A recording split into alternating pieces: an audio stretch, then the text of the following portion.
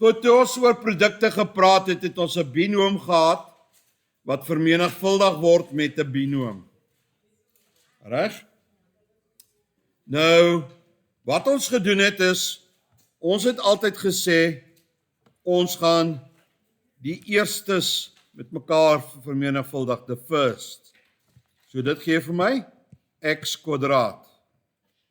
Dan gaan ons die outers.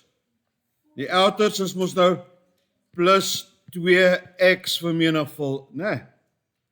Dan die inners is plus 3x. En dan die laastes wat plus 6 is. Toe het ons gegaan en ons het hierdie outers en inners as gelyksoortige terme bymekaar getel. Reg?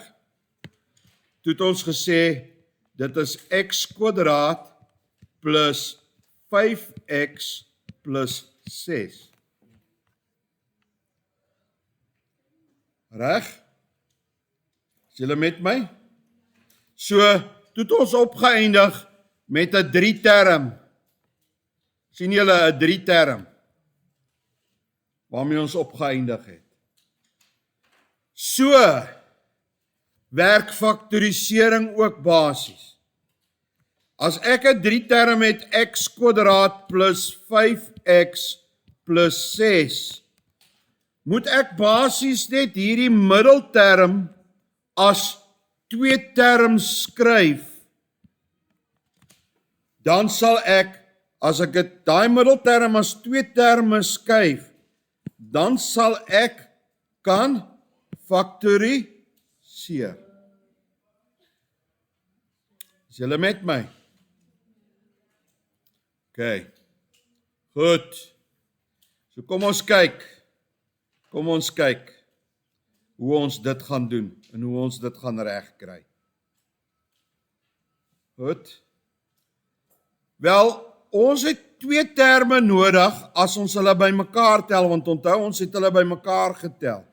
Moet hulle vir my 5 gee, maar as ek hulle vermenigvuldig met mekaar, moet hulle vir my 6 gee.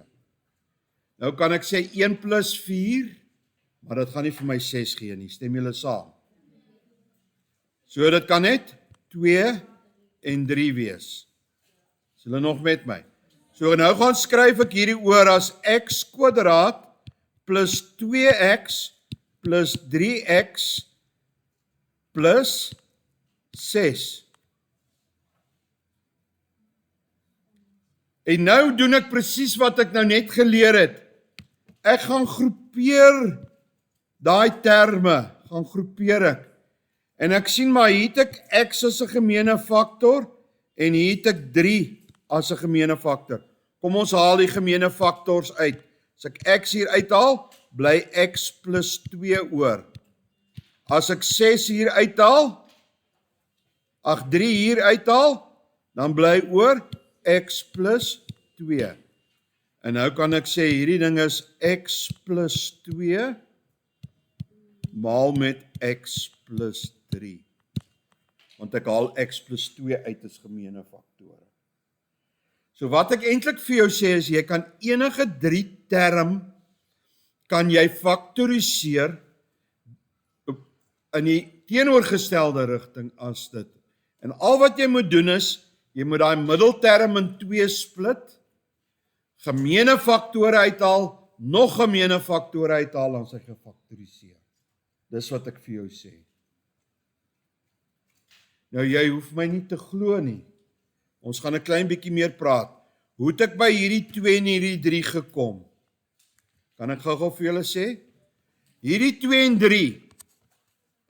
2 plus 3 moet vir my daai 5 gee en 2 maal 3 moet vir my daai 6 gee. Het julle hom? Goed. So kom ons kyk na die volgende voorbeeld daarso. Die volgende voorbeeld is x kwadraat minus x minus 12.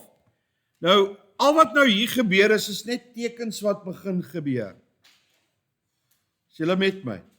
So ek soek twee goed, as ek dit bymekaar tel, moet dit vir my 1 gee, of minus 1 gee, en as ek dit vermenigvuldig, moet dit vir my 12 gee. Kan dit 1 en 12 wees? Nee. Kan dit 2 en 6 wees? Nee, want 6 minus 2 gaan nie vir my 1 gee nie. Kan dit 4 en 3 wees?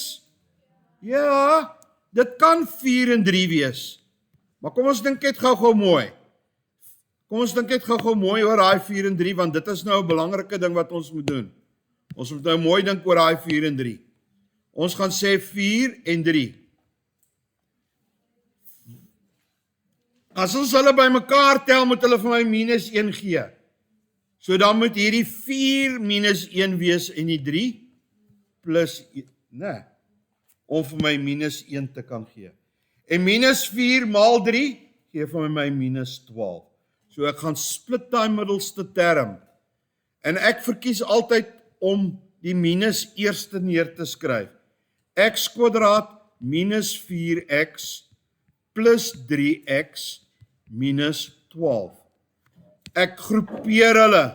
En nou kan jy sien hoekom het ek verkies om my minus eerste te skryf. Want nou sit ek nie met 'n minus hier nie. Nou sien ek hierso x is 'n gemeene faktor en 3 is 'n gemeene faktor. So ek gaan haal vir x uit, dan het ek vir x minus 4 oor.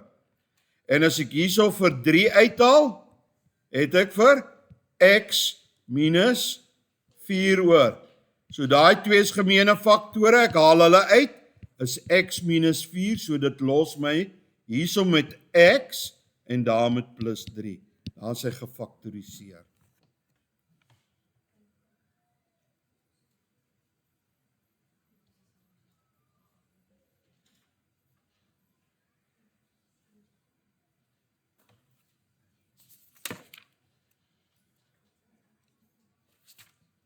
Voorbeeld 3.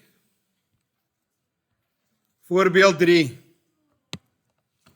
is x kwadraat plus 5x minus 6.